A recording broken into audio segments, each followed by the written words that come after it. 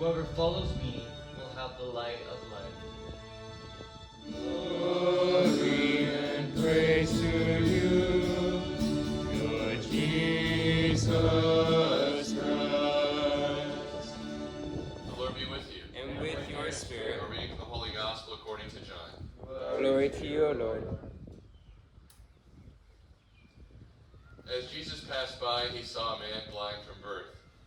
His disciples asked him, Rabbi, who sinned, this man or his parents, that he was born blind? Jesus answered, neither he nor his parents sinned. It is so that the works of God might be made visible through him. We have to do the works of the one who sent me while it is day. Night is coming when no one can work. While I am in the world, I am the light of the world. When he had said this, he spat on the ground and made clay with saliva, and smeared the clay on his eyes, and said to him, Go, wash in the pool of Siloam, which means sent. So he went and washed, and came back able to see. His neighbors and those who had seen him earlier as a beggar said, Isn't this the one who used to sit and beg? Some said, It is. But others said, No, he just looks like him.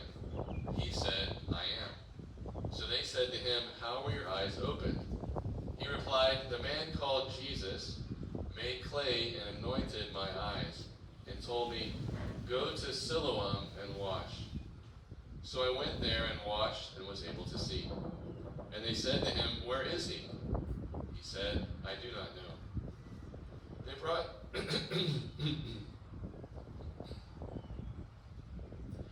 They brought the one who was once blind to the Pharisees. Now Jesus had made clay and opened his eyes on a Sabbath. So then the Pharisees also asked him how he was able to see. He said to them, He put clay in my eyes, and I washed, and now I can see. So some of the Pharisees said, This man is not from God, because he does not keep the Sabbath. But others said, How can a sinful man do such things? And there was a division among them. So they said to the blind man again, What do you have to say about him? Since he opened your eyes, he said, He is a prophet. Now the Jews did not believe that he had been blind and gained his sight, until they summoned the parents of the one who had gained his sight. They asked him, Is this your son, who you say was born blind? How does he see now? His parents answered and said, We know that this is our son, and that he was born blind. We do not know how he sees now, nor do we know who opened his eyes. Ask him. He is of age. He can speak for himself. His parents said this because they were afraid of the Jews. For the Jews had already agreed that if anyone acknowledged him as the Christ, he would be expelled from the synagogue. For this reason, his parents said, He is of age. Question him. So a second time they called the man who had been blind and said to him, Give God the praise. We know that this man is a sinner. He replied, If he is a sinner, I do not know. One thing I do know is that I was blind, and now I see. So they said to him, What did he do to you? How did he open your eyes? He answered them, I told you already, and you did not listen. Why do you want to hear it again? Do you want to become his disciples too? They ridiculed him and said, You were that man's disciple. We are disciples of Moses. We know that God spoke to Moses, but we do not know where this one is from. The man answered and said to them, This is what is so amazing, that you do not know where he is from, yet he opened my eyes. We know that God does not listen to sinners, but if one is devout and does his will, he listens to him. It is unheard of that anyone ever opened the eyes of a person born blind. If this man were not from God, he would not be able to do anything. They answered and said to him, You were born totally in sin, and are you trying to teach us? Then they threw him out. When Jesus heard that they had thrown him out, he found him and said, Do you believe in the Son of Man? He answered and said, Who is he, sir, that I might believe in him? Jesus said to him, You have seen him, and the one speaking with you is he. He said, I do believe, Lord, and he worshipped him. Then Jesus said, I came into this world for judgment, so that those who do not see might see, and those who do see might become blind. Some of the Pharisees who were with him heard this and said to him, "Surely we are not also blind, are we?" And Jesus said to them, "If you were blind, you would have no sin. But now you are saying, 'We see,' so your sin remains."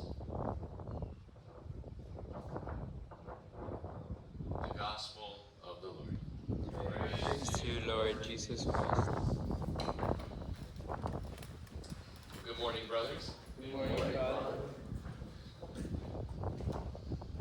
When Jesus speaks, it's the most important voice in our life. Even when others don't understand, even when it seems complicated, even when we're not quite sure how it's going to work out. The most important response was given to us by God the Father in the second Sunday of Lent at the Transfiguration. And the rest of Lent is kind of working out that command of the Father. And he says, "This is my beloved Son, in whom I am well pleased. Listen to him." What is the most important fruit of this weekend? Whatever the Lord has said. That's what is essential. The word, the inclination, the indication that has been placed on your heart, which we discern not necessarily because we hear a human voice or a divine voice speaking in a human manner, but because our hearts have a sense of direction, or our hearts have a sense of taking a step. There are lots of other voices out there.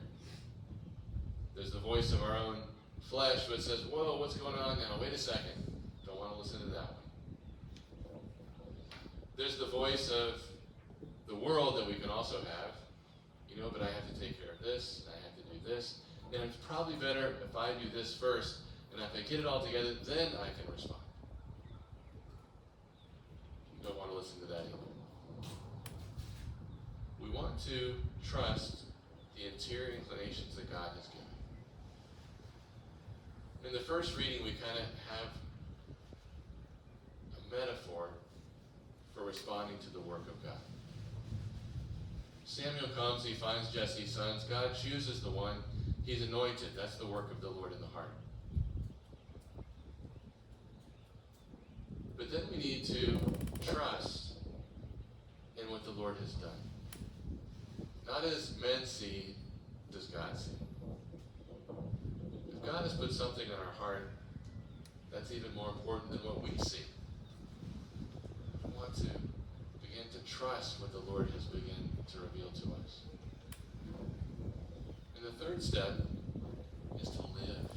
Look at the courage of this man who has gained his sight. His parents are thrown out of the synagogue. He's thrown out of the synagogue. He worships Jesus, and he can see now. His life is totally centered on Christ. To be able to respond to the voice, the inclination, the indication, the goodness that God has placed within us that we need to follow, it also takes courage. Today, typically, the church would celebrate the solemnity of St. Joseph. March 19th, we'll celebrate the solemnity tomorrow. But we can also make that prayer that the church prays as we're concluding the retreat, interiorizing the graces, and kind of walking ahead. And it's that simple prayer, go to Joseph. To trust what God has done to him, and also, like Joseph, to be able to have the courage to do whatever the